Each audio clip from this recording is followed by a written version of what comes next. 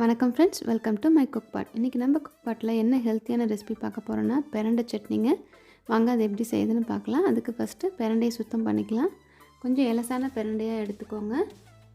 இப்போ இந்த பிரண்டையில் இருக்க இலை, அந்த கொடி எல்லாத்தையும் நல்லா சுத்தம் செஞ்சு எடுத்து வச்சுக்கோங்க. பிரண்டையை க்ளீன் பண்ணுறதுக்கு முன்னாடி கொஞ்சமாக கையில் எண்ணெய் தடவிக்கோங்க. சில பேருக்கு அது அரிப்பு எடுக்கும். இப்போ பிரண்டையை இப்படி உடச்சிங்கன்னா அந்த 4 பக்கமும் ஒரு நார் மாதிரி வரும். அதை எல்லாத்தையும் எடுத்துடணும். உங்களால் இப்படி எடுக்க வரலைன்னா நீங்கள் கத்தியை வச்சும் இந்த மாதிரி பீல் பண்ணி எடுத்துக்கலாம். கண்டிப்பாக அதை எடுக்கணுங்க. இந்த மாதிரி சின்ன சின்ன துண்டாக அதை நல்லா கட் பண்ணி எடுத்துக்கோங்க.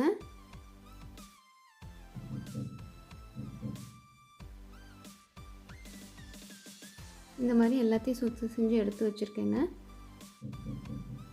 பாருங்கள், இது முத்தின பிரண்டை. இந்த முத்தின பிரண்டையை உடைக்கவும் முடியாது, அதே சமயம் இது ரொம்ப அரிப்பு எடுக்குங்க. அதனால் இதை நீங்கள் யூஸ் பண்ணாதீங்க.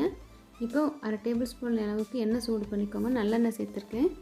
இப்போ அதில் கட் பண்ணி வச்ச பிரண்டையெல்லாம் சேர்த்து நல்லா வதக்கி விடுங்க. இது கண்டிப்பாக பண்ணணுங்க, இல்லாட்டி உங்களுக்கு சாப்பிடும்போது அது அரிப்பு எடுக்கும் தொண்டையில். இந்த அளவுக்கு நல்லா பிரண்டையை எண்ணெயிலேயே நல்லா வதக்கி விடணுங்க. அடுத்தது பிரண்டை வதக்கின பேன்லேயே கொஞ்சமாக எண்ணெய் சேர்த்து அதில் 1/2 டேபிள் ஸ்பூன் அளவுக்கு உளுந்து சேர்த்து நல்லா வறுத்து விடுங்க. அதோட கொஞ்சமாக சீரகம், கொஞ்சமாக மிளகு சேர்த்து நல்லா வறுத்துக்கோங்க. இந்த மாதிரி ஹெல்த்தியான ரெசிபிஸ் வேணும்னா மறக்காமல் மை குக் பாட் சேனலை சப்ஸ்கிரைப் பண்ணுங்கள். கூடவே இந்த பெல் ஐக்கானை கிளிக் பண்ணிடுங்க. உளுந்து, சீரகம், மிளகு நல்லா வறுபட்டதும் அதில் 3 பல் பூண்டு, கொஞ்சமாக புளி சேர்த்து நல்லா வதக்கிக்கோங்க. புளி கண்டிப்பாக சேர்க்கணுங்க.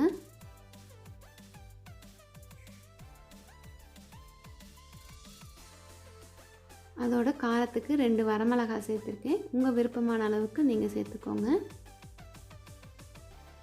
இப்போ அதில் கொஞ்சமாக சின்ன வெங்காயம் சேர்த்து நல்லா வதக்கி விட்டுடலாம்.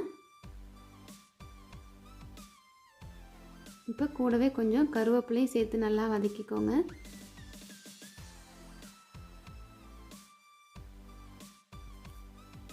கூடவே இந்த சட்னிக்கு தேவையான அளவுக்கு உப்பு சேர்த்து நல்லா வதக்கிக்கோங்க.